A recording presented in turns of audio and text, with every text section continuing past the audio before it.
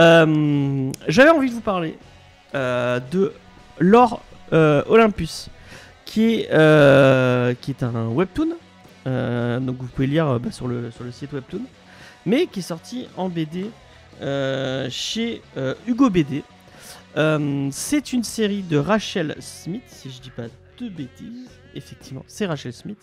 Lore Olympus, de quoi ça parle? Et ben vous avez vu le titre Olympus dedans. C'est une relecture du mythe de Perséphone et d'Hadès, un peu revu à la sauce moderne. Donc on va voir Perséphone, c'est la femme d'Hadès dans la mythologie grecque, mais c'est aussi la fille de Déméter, donc qui est la déesse de la terre et de l'agriculture, si je dis pas de bêtises. Et normalement dans le mythe dans le mythe grec, c'est Hadès qui l'enlève et qui la séquestre pendant l'hiver, alors que Perséphone revient au printemps, puisque c'est la déesse du printemps, pour refleurir la terre, tout ça. Mais là c'est revisité un peu dans un... elle refait complètement un monde des dieux et des déesses grecques. Et en fait c'est une espèce d'histoire d'amour qui va se lier entre ces deux personnages. C'est une superbe série qui parle de plein de thématiques super cool. Et elle réussit avec une petite romance, on pourrait dire c'est une petite romance sympathique. Elle réussit quand même à toucher plein de thématiques assez intéressantes. Il y a moi je trouve que le parti graphique, moi je l'ai lu tout en webtoon, mais la BD est vraiment bien. Je trouve qu'elle a un style un peu à la Steven Universe, si je peux vous donner un avis. Il y a beaucoup d'aquarelles. Elle joue beaucoup avec les couleurs, notamment les couleurs, parce que chaque dieu a une couleur spécifique. Par exemple, Perséphone elle est rose, Hadès il est bleu. Il y a vraiment tout un jeu là-dessus. Il y a pas beaucoup de décors, mais à chaque fois c'est un peu travaillé un peu spécifiquement. Je trouve vraiment que c'est très beau. Moi j'ai été vraiment accro au webtoon, j'ai eu du mal à lâcher. Vous pouvez continuer à lire, ça sort chaque semaine, elle ressort un nouvel épisode. Mais là le tome est vraiment cool si vous voulez découvrir la série. C'est vraiment cool.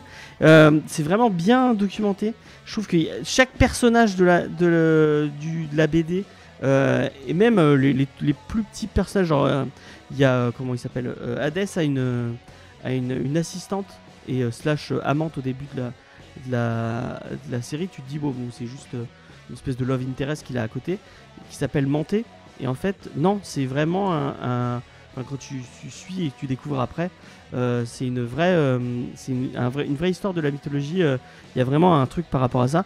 Et il y a plein de petits trucs tu découvres plein de trucs et ça te donne envie d'aller découvrir la mythologie grecque. C'est vraiment très sympa. Moi j'ai eu un vrai coup de cœur pour Lore d'Olympus, que je vous conseille très fort. Et j'ai fait un peu le tour. J'ai pas envie de trop vous en dévoiler, mais si vous aimez bien les histoires d'amour et la mythologie grecque, je vous le conseille fortement. Et même pour par exemple Jules, qui est un vrai bonhomme. Il pourra aimer, je pense. Ça va lui faire fondre son petit cœur. Donc voilà. Si vous avez l'occasion, c'est dispo en webtoon sur webtoon et en BD comme ça. En plus là, franchement l'édition est sympa. Je trouve jolie. Je vous montre la tranche. Elle est sympa. Vraiment c'est sympa.